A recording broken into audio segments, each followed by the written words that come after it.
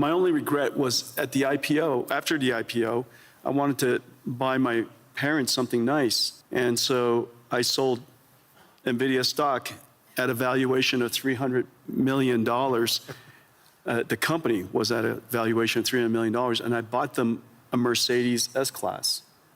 It is the most expensive car in the world. They regret it. Do they still have it? Oh, sure. Yeah, Good. They still have it, yeah. Good.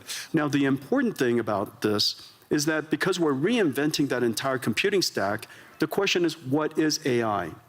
You're asked, when you think about AI, you think about the AI models. But it's really important to understand industrially, AI is actually essentially a 5-layer cake.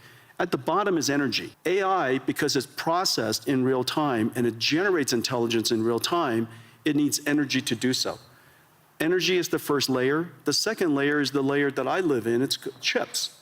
Chips and computing infrastructure. The next layer above it is the cloud infrastructure, the cloud services. The layer above that is the AI models. This is where most people think AI is. But don't forget that in order for those models to happen, you have to have all of the layers underneath it. But the most important layer, and this is the layer that's happening right now, the reason why last year was an incredible year, frankly, for AI, is that the AI models made so much progress that the layer above it, which is ultimately the layer that we all need to succeed, the application layer above that. And so this application layer could be in financial services, it could be in healthcare, it could be in manufacturing.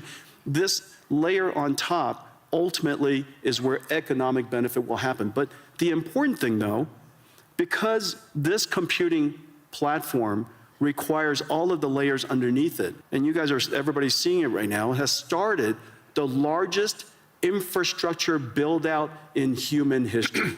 We're now a few $100 billion into it. Larry and I, we get the opportunity to work on many projects together. There are trillions of dollars of infrastructure that needs to be built out, and it's sensible. It's sensible because all of these contexts have to be processed so that the AI, so that the models can generate the intelligence necessary to power the applications that ultimately sit on top. And so when you go back and when you reason about it layer by layer by layer, and you realize that the energy sector is now seeing extraordinary growth. The chip sector, TSMC just announced they're going to build 20 new chip plants. Foxconn, working with us, and Wistron and Quanta, building 30 new computer plants, which then go into these AI factories.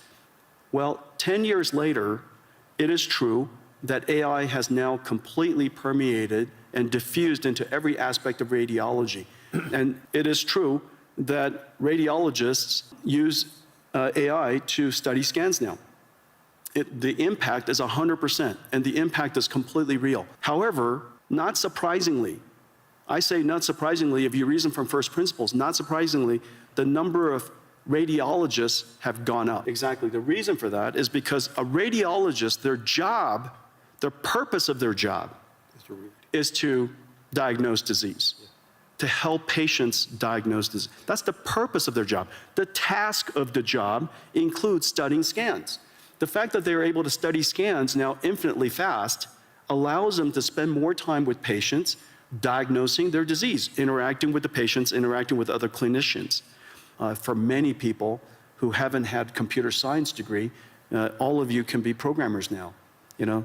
And so in the past, we had to learn how to program a computer. Now you program a computer by saying to the computer, how do I program you? If you don't know how to use an AI, just go up to the AI and say, I don't know how to use an AI, how do I use an AI?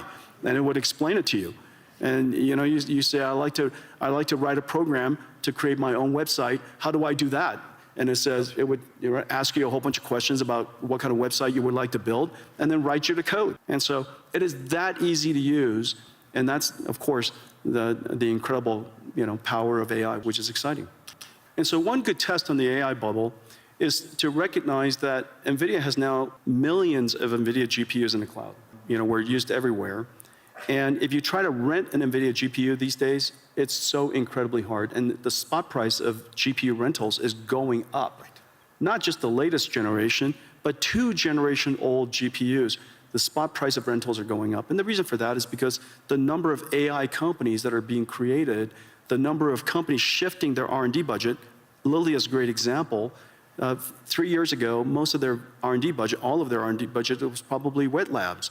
Notice the big AI supercomputer that they've invested in, the big AI lab, increasingly that R&D budget is going to shift towards AI. And so the AI bubble comes about because the investments are large.